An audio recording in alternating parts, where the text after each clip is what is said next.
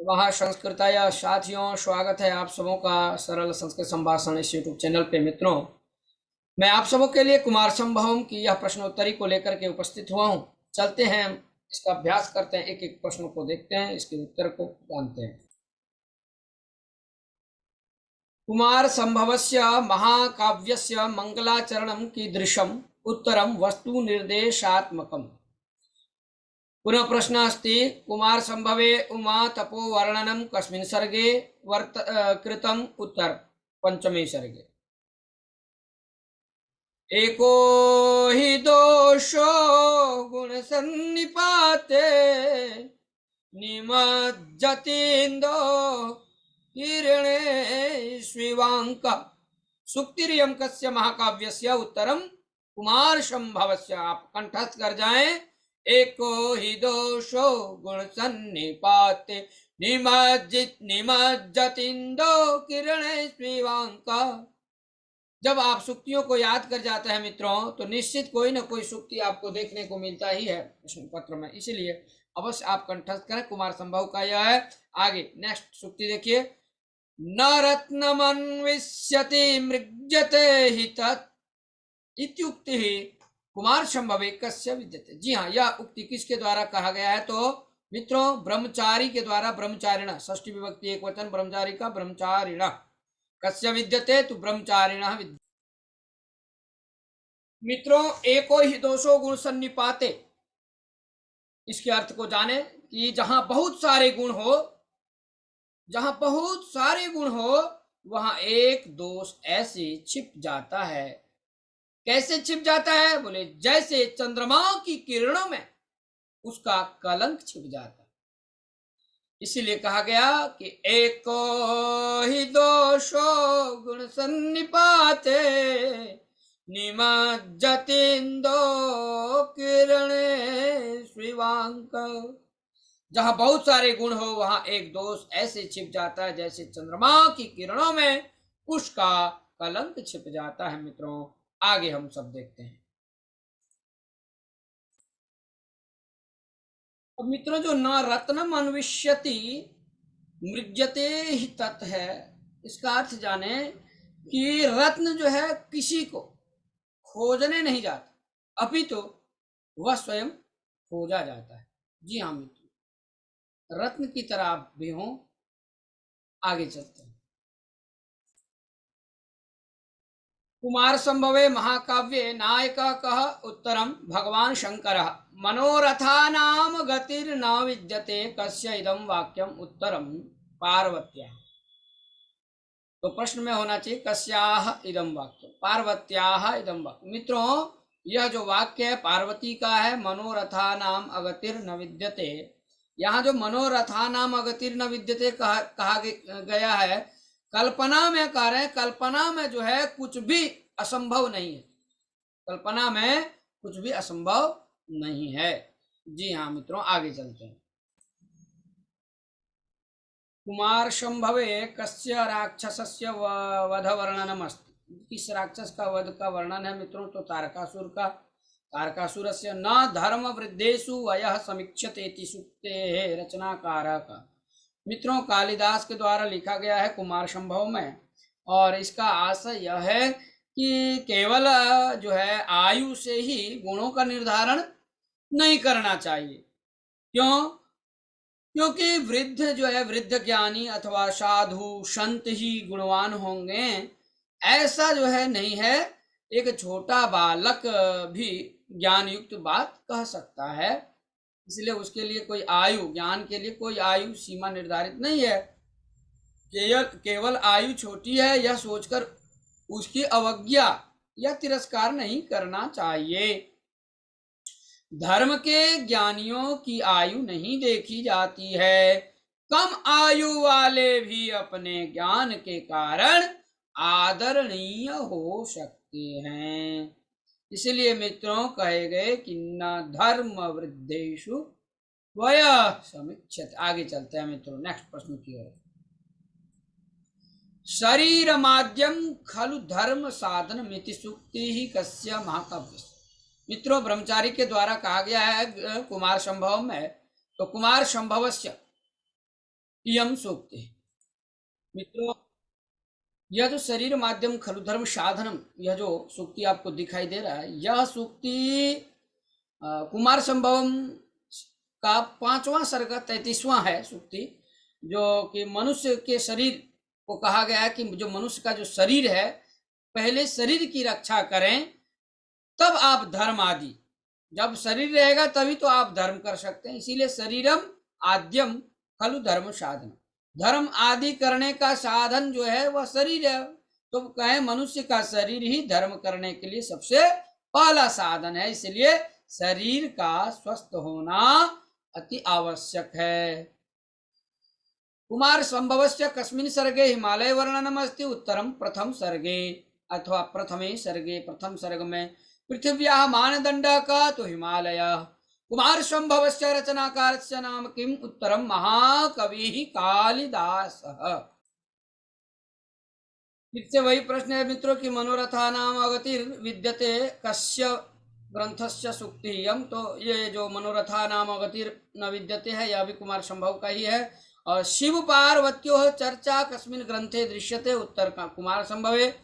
स्थित पृथिव्या इव मानदंड, अत्र को अलंकार। मित्रों, इसमें उत्प्रेक्षा अलंकार है। और आप जैसे ही मंगलाचरण करते हैं, जैसे ही आप श्लोक को बोलते हैं, उसमें आपको दिखेगा। तो आइए हम लोग वाचन करते हैं। अस्त्युत्तरस्यां दिशि देवतात्मा, हिमालयो नाम नगाधिराज, पूर्वापरो तोयनिधि वगाह्य, स्थिता पृथिव्या इव मानदंड। स्थितः पृथिव्या इव मानदंड। मित्रों, स्थितः पृथिव्या इव मानदंड, इसमें उत्प्रेक्षा अलंकार है। और महाकवि कालिदास जी कहते हैं कि जो भारतवर्ष है, इस भारतवर्ष की उत्तर दिशा में देवताओं की आत्मा वाला पर्वतों का राजा हिमालय है, जो पूर्व और पश्चिम दोनों समुद्रों का अवगाहन करके पृथ्वी के मापने के दंड के समान स्थित है। तात्पर्य यह है मित्रों कि हिमालय का विस्तार ऐसा है कि वह पूर्व और पश्चिम दोनों दिशाओं के समुद्रों को छू रहा है। मित्रों, एक बार फिर से गाते हैं इस पंक्ति। अस्त्युत्तरस्यां दिशि देवतात्मा, हिमालयो नाम नगाधिराज, पूर्वापरो तोयनिधि वगाह्य, स्थिता पृथिव्या इव मानदंड। आइए नेक्स्ट प्रश्न को देखते हैं। प्रियेषु सौभाग्य फला हि चारुता, सूक्ति इयं कस्य रचनाकारस्य, उत्तरम महाकवि कालिदासस्य। आइए मित्रों, हम सब इस सूक्ति का भी जो है इसके पूर्ण रूप को देखें।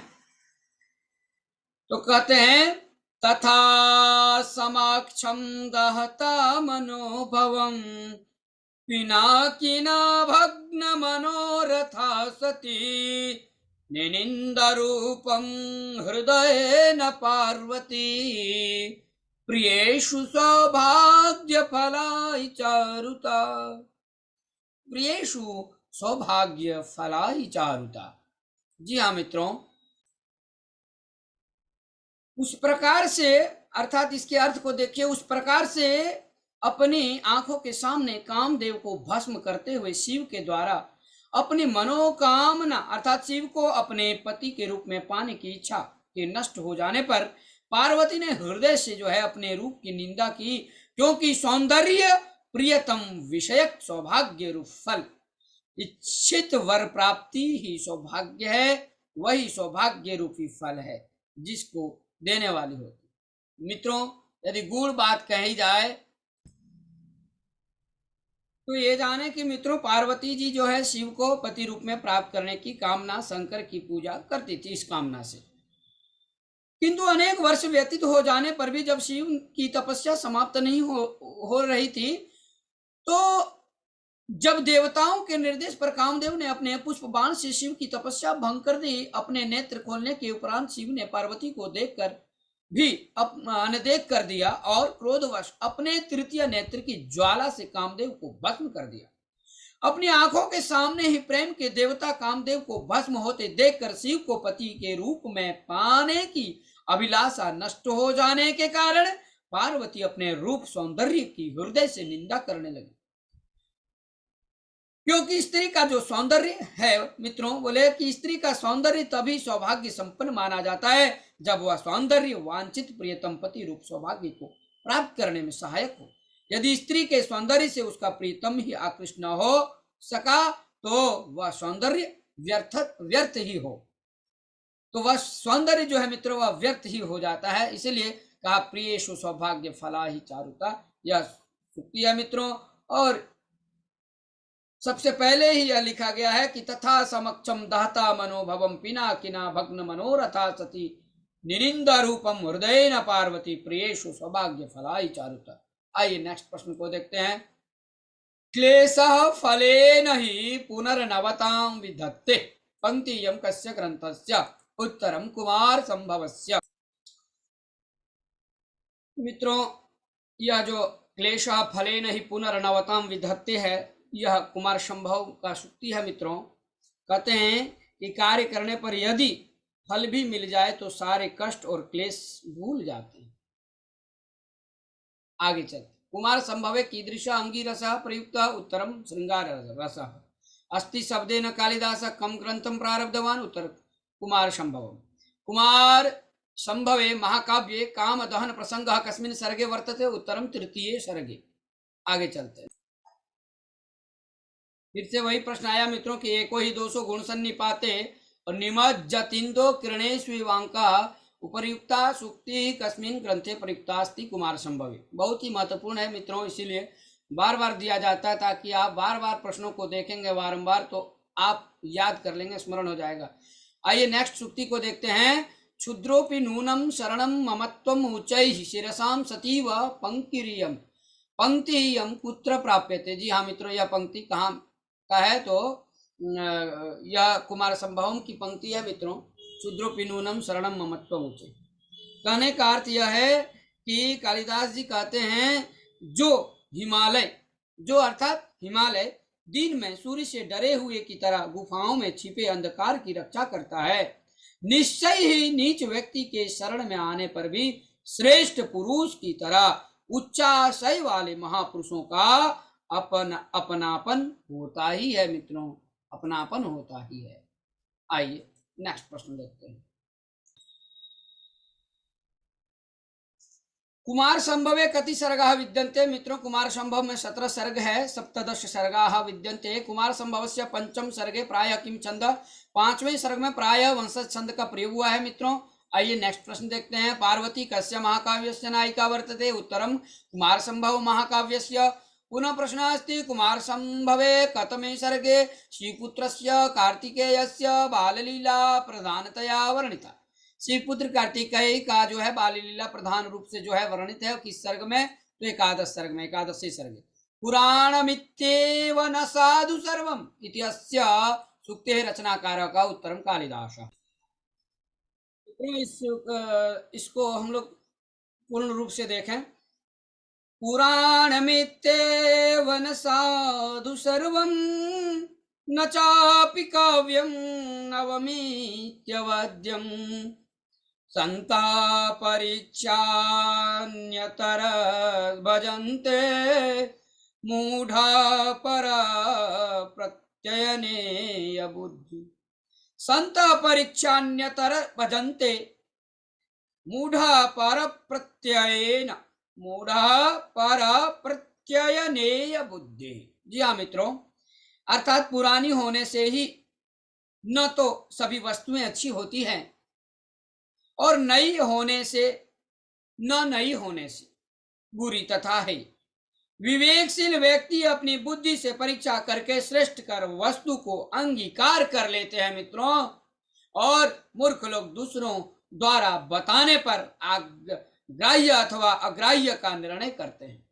इसलिए कहा गया कि पुराण में तेव न साधु सर्वं न चापि काव्यम नवमेत्यवद्यम संता परीक्षान्यतरद् भजन्ते मूढ़ा पर प्रत्ययने बुद्धि। नेक्स्ट प्रश्न को देखिए।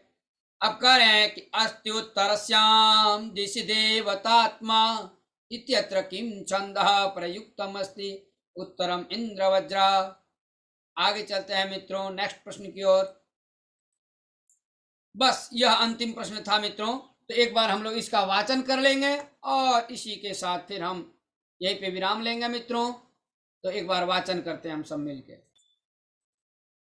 अस्त्युत्तरस्यां दिशि देवतात्मा हिमालयो नाम नगाधिराज पूर्वापरोतो